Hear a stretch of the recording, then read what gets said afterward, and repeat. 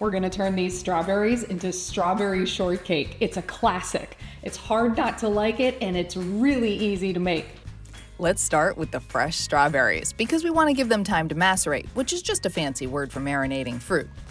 And in this case, it's as simple as it gets. Just diced strawberries and a little sugar. Stir it around well, cover, and let it sit in the fridge for several hours where it will absorb the sugar and release natural strawberry juice, creating a light syrup. For the shortcakes, combine gluten-free flour, sugar, baking soda, baking powder, and salt. Stir with a spoon to mix it together well. In another bowl, combine eggs, melted butter, vanilla extract, and whole milk.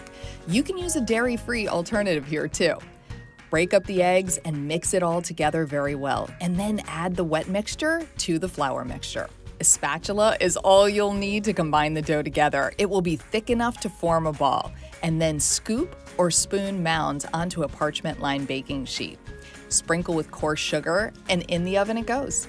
15 minutes later, they are toasty, golden brown on top and make the house smell so good. While they cool, make the whipped cream topping. Combine heavy cream, vanilla, and I used vanilla paste because I wanted the little bean specks, but vanilla extract is perfectly fine too, and powdered sugar. And I use powdered sugar instead of granulated sugar because the cornstarch in the powdered sugar will help to stabilize the whipped cream and prevent it from becoming soupy, even the next day. To assemble the strawberry shortcakes, cut one of the cakes in half, top it with whipped cream, a spoonful of strawberries, and the other half a cake on top, and maybe a little extra strawberries and cream on the side. Or pile on the juicy berries, a generous topping of whipped cream, and the toasty cake on top. Oh yeah, that'll do it.